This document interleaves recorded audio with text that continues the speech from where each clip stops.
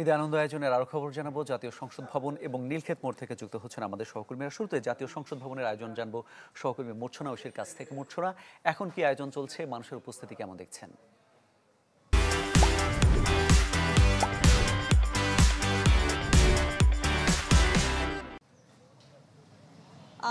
মামুন, আমি এখন সংসদ ভবনের সামনে আছি এবং সকালবেলায় আসলে যে পরিমাণ মানুষের আনাগোনা ছিল বেলা বাড়ার সাথে সাথে সেটা অবশ্যই কিছুটা কম এবং আবহাওয়াটাও যেহেতু একটু গরমের দিকে আছে।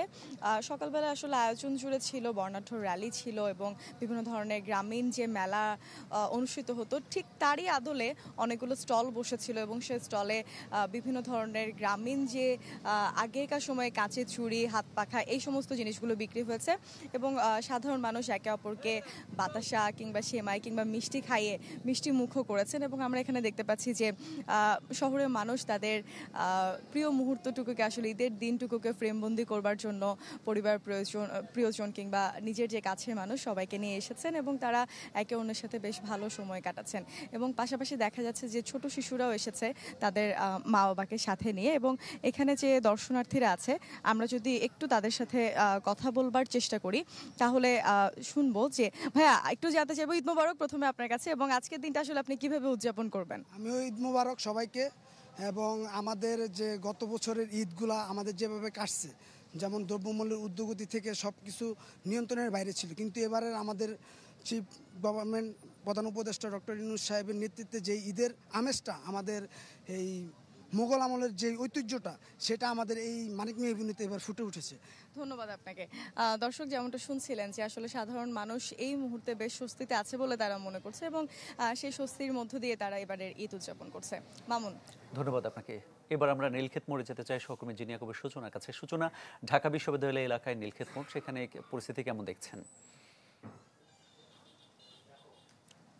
মামুন, নীলক্ষেতের মোড়ের যে জায়গাটা, এটিও কিন্তু অন্যান্য স্বাভাবিক দিনে কিন্তু কর্মব্যস্ত দিনগুলোতে কিন্তু বেশ ভিড় থাকে এবং যানজট থাকে এবং একটি দুটি করে আমরা রিক্সা এবং অন্যান্য যে যানবাহন আছে সেগুলোকে এগোতে দেখি। কিন্তু ঈদের ছুটিতে কিন্তু রাজধানী একেবারেই ফাঁকা এবং বিশেষ করে ঈদের ৮-১০ দিন আগে বা সপ্তাহখানেক আগে কিন্তু এখানে এমন যানজট থাকে এবং ভিড় থাকে যে মানুষের নাভিশ্বাস উঠে যায় এখানে যাতায়াতে চলাচলে। কিন্তু এখন আপনি দেখতে পাচ্ছেন যে এই যে মোড়টি, এটিতে নিউ মার্কেট মোড় রয়েছে, আজিমপুর মোড় রয়েছে এবং নীলক্ষেত, এই তিন রাস্তার মোড়ে যে যানজট থাকে সেই জায়গাটি কিন্তু বেশ ফাঁকা এবং যানজট একেবারেই নেই এবং যানবাহন চলাচল বেশ স্বাভাবিক এবং যারা যাচ্ছে তারা বেশ স্বতঃস্ফূর্তভাবে ঘুরছে। এবং একটি বিষয় কিন্তু ঈদের দিন ফাঁকা রাস্তায় চোখে পড়ে, সেটা হচ্ছে সবার যারা নারী রয়েছেন তাদের হাতে মেহেদি রয়েছে এবং সবাই নতুন পাঞ্জাবি, নতুন পোশাক পরে কিন্তু ঘুরে বেড়াচ্ছেন। এবং যেহেতু রাজধানী জুড়ে আমরা সারা বছর কিন্তু ভিড়, যানজট এসবের মধ্যে থাকি, সেখানে এই গরমের মধ্যেও এই ভর দুপুরে কিন্তু রাজধানী ফাঁকা পেয়ে কিন্তু মানুষজন বেরিয়েছে এবং তারা কিন্তু আনন্দের সাথে ঘুরছে।